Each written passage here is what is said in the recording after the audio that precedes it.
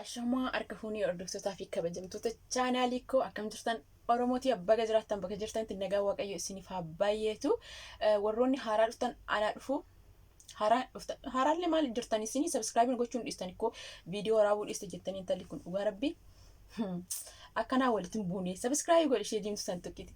Innaa har'a waan taajjabeetu jira. Tokkoffaan waa'ee siyaasaa haasa'uun jaaladhu garuu taajabbiidha. Ani siyaasuman jibba waa'ee siyaasaa haasa'uun jaaladhu. Waa'ee siyaasaa yoo haasofte nama walitti nama buusaa yaanni keenya namoota tokko adda addaa maal kanaaf yeroo lammiin ofii miidhamu garuu namni kamiyyuu inni dubbata. Sababni isaa madaa keessa keenya jira waan ta'eef malee nuti dubbanne dubbachuu baasne namni akka kokuunfaa waa fidu. Haa ta'u garuu taajabbiin kee maa inni waa'ee Jaalmarroo fi Jeneraal Kamaal Galchuu jechuudha. Jeneraal Kamaal Galchuu erga gaafa Haaceen wareegameeti poostii lama waa poostotanii saniin achi wanta kan dubbanne achumaan badanii achumaan callisan hidhamuu Jawaar fa'aa waa'een Oromiyaa keessatti ta'aa jiru kana wanta akka hin dubbanne. Kana akkamitti callisa jedhanii ijoollumti gandi isaanii ijoollumti Arsii Jeneraal Kamaal Galchuu maaliif callisa jedhanii irratti duuraa turanii qeeqanii turan. Innaa asumaan mootu namoonni tokko woboon eessa jira maaliif uummata Oromoo bira hin dhaabbanne yeroo ammaa kana woboon ka Oromoo bira hin dhaabbanne yoomiif namni jedhu ana warqii dandabalatee namoota baay'eedha. Gaafa namni waa'ee woboo dubbatu ijoolleen deeggartoonni woboo fi akkasuma ijoolleen Wallaggaa akkamitti namni maqaa woboo dhahaa baay'ee tokko gandummaadha kuni malee haqaaf natti fakkaatu namni kamiyyuu woboon kan Oromoo hundaati. Kan Wallaggaa qofaa miti yookiin immoo waan ati deeggartu kan kee qofaa miti. Woboon qabeenya abbaa kan keetii isa dhuunfaa miti. Woboon ka Oromooti. Ani har'a warqiin waan barbaade woboo kumachuu nan danda'a. Kanaaf garaagarummaa keessan kan ijoolleen Arsii nama ofii irratti nama ganda ofii irratti duulanii namni kun maaliif hin dubbanne jedhanii fi isin garuu ofii irratti woboodhaan woboon eessa jira jettanii gaafachuu miti namni yoo gaafateyyuu maal gooteef qawwee bittee fi beekta. Eessa turte gaa maal yaada mo'ataa hin qabdan kana ati woboo maal gootee fi qawwee bittee fi beekta kana koomentii jalatti yaadni isin namaaf kennitan namoonni baay'een namoonni guddaan even namoonni guddaa warri abaa'uu deeggaran yoo ati gaafattaatti qawwee bittee fi beekta manaaman waan tokko isiniif himu namni tokko waan Oromoof godhe yookiin immoo waan woboof godhe miidiyaa irratti baay'een akka woboof akkana godhee beekan jechuu hin qabu. Maybe anama fakkeenyaaf isin caala an dhugaa isin ijoollee Facebook irraa Oromoo jedhanii duutan kana caala of guddisuuf miti guruppii gargaarsaa keessa yeroo hunda kan hirmaatu ana warqiidha. Okay? Kanaaf guruppii woboo keessatti illee guruppii gargaarsa woboo keessatti illee yeroo baay'ee tokkos lamatti miti hirmaadhee nan beekaa ijoolleen akkasuma warra Facebook irratti wal beeknu hin beektan. Ani guruppuma gargaarsaa keessatti yoo aadna godhanii liiftii qabadheen bo'an waan keessatti aadna godhaniif kennuu malee jechuudha. Isinii galaa. So maal jechuu barbaadeenii garaagarummaa ijoollee Arsii fi kan ijoollee Wallaggaa as gidduutti maalan argee gandummaan argee jechuudha. Ani ijoollee Arsii caalaa ijoollee Wallaggaati hiriyoonni kan koo dhiirris shamarris sanitti dhiyaadhu ijoollee Wallaggaati. Garuu ani fakkeessee buluun jaaladhu. Eenyuma maabulee irra waliin nyaachaa hin jiraan dhugaa jirtu sitti mee na jibbituun irraa fagaatta malee haqa walitti himte. Ijoollee Wallaggaa wanti ani isinirraa yeroo baay'ee argu ijoollee Wallaggaa hundaa miti tokko hin jiran kan wobooyyuu abaa'uun maal gochaa jira jedhanii akkuma kan koo gaafitti ta'e baay'een ni jiru. Garuu namoonni tokko akka waan woboon kan Wallaggaa qofa ta'e gaafa namni maqaa abaa'utu baay'ee aartuu isinirraa beekisa baay'ee aartuu girgiddaatti of buustu mataadhaan maal baay'ee jechuudha. Kuni ta'uu hin qabu. Kuni eenyumarraayyuu hin eeggamu. Isinii ilaalchi isin woboof qabdan ilaalcha gaariidhaa wobootu Oromoo bilisoomsaa woboo malee amma booda Oromoon hin bilisoomtudha. Ilaalchi namoonni tokko immoo amma booda woboon Oromoodhaan hin bilisoomtuu woboon hin jiru abaa'uun hin jirudha. Kana dhuguma woboon akkamiin Oromoo bilisoomsa waan jiru yaada mo'ataa qabaatti kootuutiin anis falmaan jira waan ta'eef kootuutiin amansiis malee ati woboof maal gootee qawwee bittee fi maal kun yaada mo'ataa miti tasumayyuu jechuudha. Ani waan godheef as bahee dubbachuu dirqama hin qabu. Maybe CEO boodhaaf woboo jettu sana caalaa ani hirmaachuun danda'a gargaarsa irratti. Innaa kanaaf jechuudha maal jechuu barbaadeenii gandummaarraa bilisa ta'a. Bara kana haqaaf dhaabbadhaa malee gandummaaf yoo dhaabbanne badaadha dubbiin jechuudha. Ani gandummaarraa bilisa biyyi kiyya eessa akka ta'e iyyuu ani yeroo tokko nan irraanfadha Oromoo ta'uu kiyya malee jechuudha. Dhugaa rabbi Oromoo ta'uu kiyya malee eessa akka ta'e yeroo tokko nan irraanfadha beektanii. Ana waa'ee baalee haasa'u dhageessanii beektanii. Innaa ani gandummaarraa bilisa haqaaf dhaabbadhaanii.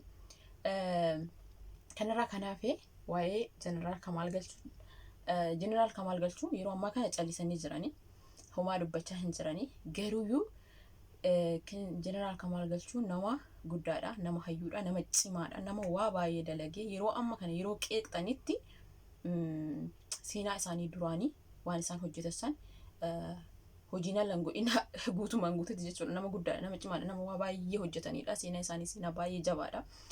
Ani seenaa isaanii keessa tokko kan dinqisiifadhe loltoota 500 mallas jalaa fudhatee Eertiraa galee jira. Jabaa namaati, lubbuu ofiitiif kan hin sodaanne jechuudha. Isin cuucenneen gada Facebook irratti nuti hundi keenya dhufnee Facebook irratti waa'ee siyaasaa barre nama guddaa fuunee gaafa qeeqnee ol fuunee gad deebisnu big shame, dhugaa rabbii sheemii guddaadha kun jechuudha. Kanaaf nama tokko yeroo qeeqnutti yeroo komannutti eenyumti ana har'a ka'ee woboo ana fakkeenyaaf akka nama tokkotti woboon maal gochaa jira jedhee dubbadhe miti garuun arrabsu'an ana nama maqaa dhuunfaadha yookiin jaalmaroon akkana jedhee an jaalmaroo baay'een jaaladha baay'een kabaja takka ana maqaa isaayyuu dhawuu argitanii Facebook irratti hin dhawuu waamuyyuu ani nama guddaadha qeequun barbaadu ani walumaa galatti woboon eessa jira jedheen gaafiidha naafillee akkuma namoota baay'ee gaafitti jechuudha. Saniin alatti waan woboon duraan godhe woboon hin jiru kana dura homaa hin goone jedhanii xiqqeessanii nama iskii godhanii nama arrabsassan ana warqira yoomiyyuu hin argitanii ani akka nama dhuunfatti kabajaan namaaf qaba ilma namaati jechuudha. Osoo namni homaayyuu gochuu baate. Kanaaf warri jeneraal Kamaal Galchuu xiqqeessitan baay'ee yaada diqqo jechuudha. Mataa keessan diqqo akkana rukutaalaa diqqo rukutaalaa hojjetu waan ta'eef jechuudha. Komadha maaliif calliste jedha komadha anis maaliif calliste jedheen dubbanne malee Facebook irratti keessa kootitti maaliif callisan jedheera. Garuu hin diqqeessu yeroon qeequ likkumatti jechuudha. Likkumatti seenaa isaa waan hin beeku jechuudha. Nama tokko seenaa isaa yoo hin beekne qoradha. Otoo seenaa namaa hin beekne duraaniyyuu namni hin beekne nama madaalin jedha Oromoon. Otoo nama hin beekne nama madaaluu otoo seenaa namaa hin beekne inni akkas jechuun isin keessumaaf ijoollee Arsii taatanii jechuudha. Seenaa Kamaal Galchuu kan jeneraal Kamaal Galchuu kan hin beekne big shame, dhugaa rabbi sheemii guddaadha. Ani warqeen maraattuun kun kan seenaa isaa baree baay'ee nama cimaadha jedhe isin akkamitti. Innaa kanaafiyyuu seenaa nama qoradha. Nama guddaa yeroo qeeqxan likkamatti jechuudha. Malee akka fuutanii gadi fuutanii nama hin diqqeessina. Kabiraamuu gandummaarra bilistaa pilis ijoollee warra abaa'oo deeggartan abbaan barbaade oboon har'a ka'ee maal gochaa jira jedhee yoo si gaafadhe ana waan na amansiisu natti as fidi malee girgidaan fudhooftee aartii maal jettu kun hin hojjetu. Yaanni keenya gargar hiriyummaa waan bira ana fakkeenyaaf ijoollee Wallaggaa warra woboo deeggaran baay'een hiriyoota kan koo baay'ee jiran garuu hiriyummaa waan bira kana yaadaan wal falmuun immoo waan bira. Yaada kan kee akkan immoo na falmitee namu waan na amansiisuu barbaade waan na amansiisu isa fidi malee ati wobuuf maal gootee qawwee bittee fi beekta maaliin kun na biratti hin hojjetu. Sababni isaa waan woboon miidiyaa irratti baanee dubbachuu dirqama waan hin taaneefi jechuudha. Kanaafiyyuu ani waa'ee siyaasaa isolleen barbaadu. Tokkummaa Oromoon barbaada. Gandummaa rabbilisaa haqaaf dhaabbadha. Akka nama tokkotti namni akkuma isin quuqamtan waa'een Oromummaa natti dhagahama. Miidhamni saba kiyya natti dhagahama. Hayyoota Oromoo mana hidhaa keessatti dararamaa jiran baay'ee natti dhagahama. Kanuma kanaaf dubbadha malee ani waa'ee siyaasaa hin jaaladhusi. Namni waa'ee siyaasaa sirriitti kirr godhee haasa'uyyuu baay'ee ni raajibba ni duraan jechuudha. Dhugaa erga haceen wareegamee ani hamma kana waa'ee siyaasaa keessa maaliif kun ta'a maal ta'e man duraan hin yaadadhu. Waan sin ajabaan Facebook galee waa'ee siyaasaan dubbisu ture.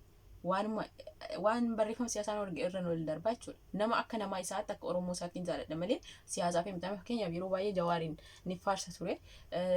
Wannaa suura isaa duuba faa godhee sirbaaf ture. Ani siyaasaa waan siyaasaan hojjetuuf miti. Oromoo waan ta'eef qofa malee siyaasaa isaaf deeggaree yookiin maaliyyuu miti. Ana osoo keessan galu ani jireenya siyaasaa keessa baay'ee of hin galchu jechuu barbaadeen.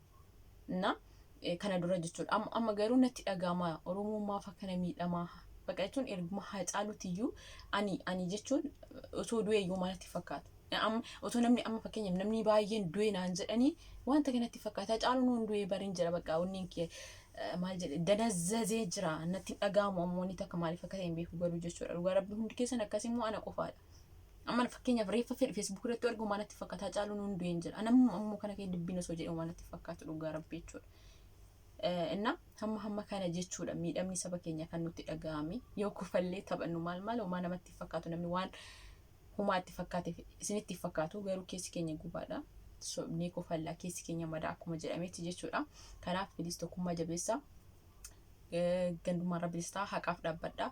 Namni tokko waan ganda kee ta'eef qofa namni yoo qaaqina hin qeeqe yookiin immoo komateen aari namni sun maaliif komatame jedhee of gaafadhu malee ganda kee waan ta'eef qofa irraa loluuf maal jechuuf hin dhamahin jechuudha. Haqaaf dhaabbachuun waan hunda caalaa. Baay'ee naganaaf sira baay'ee sin jaalladha. Hordoftoota YouTube kan ishee diimtuu san tuqaatii subscribe godhaa.